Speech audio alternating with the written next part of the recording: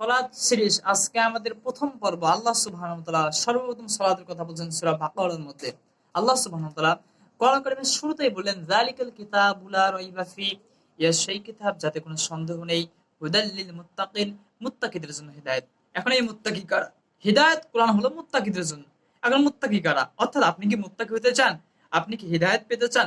আপনি কি সফলতা অর্জন করতে চান? প্রকৃত সফলকাম হতে চান? আল্লাহ সুবহানাহু ওয়া তাআলা কাদেরকে প্রকৃত সফলকাম বলছেন, কাদেরকে প্রকৃত হিদায়াত প্রাপ্ত বলছেন? আল্লাহ সুবহানাহু ওয়া তাআলা বলেন আল্লাযীনা ইউমিনুনা বিল গায়বি ওয়া ইউকিমুনাস সালাতা ওয়া মিম্মা রাযাকনাহুম ইউনফিকুন। যারা অদৃশ্য বিষয়ের উপর বিশ্বাস স্থাপন করে, অর্থাৎ ঈমান আনে, এরপর সালাত কায়েম করে, আমি যে রিজিক দিয়েছি তা থেকে ব্যয় করতে। অর্থাৎ আল্লাহ সুবহানাহু ওয়া তাআলা ঈমানের পরে সালাতের কথা বলেন।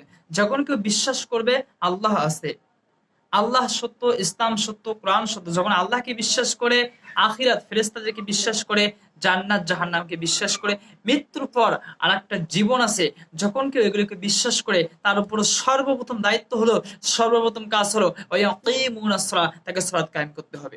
অর্থাৎ যদি আপনি মুসলিম হতে চান, মুমিন হতে চান, হিদায়াত পেতে চান, মুত্তাকি হতে চান, সফল কাম হতে চান, অবশ্যই সালাত আপনাকে কায়েম করতে হবে। আর সালাত ব্যতীত মুমিন হওয়া যায় না, মুসলিম হওয়া যায় না, মুত্তাকি হওয়া যায় না, হিদায়াত পাওয়া যায় না, সফল কাম হওয়া যায় না, পুরস্কার পাওয়া যাবে না।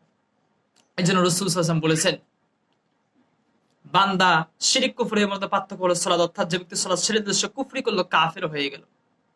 সালাতের এত গুরুত্ব ইসলামে। 5 বার আপনাকে আদায় করতে হবে, মাসে, বছরে, সপ্তাহে একদিন আদায় করলে হবে না, 5 বার। ইনশাআল্লাহ আজকে আমাদের প্রথম সিরিজে আমরা আলোচনা করেছি, আমরা 83টি আয়াত এভাবে 83টি পর্বে ইনশাআল্লাহ দেব। যে যেখান থেকে আমাদেরকে দেখতেছেন আমরা বলবো আমাদের সঙ্গে থাকুন, আল্লাহ যদি তৌফিক দেয় 83টি আয়াত 83টি পর্বে আমরা দেব ইনশাআল্লাহ।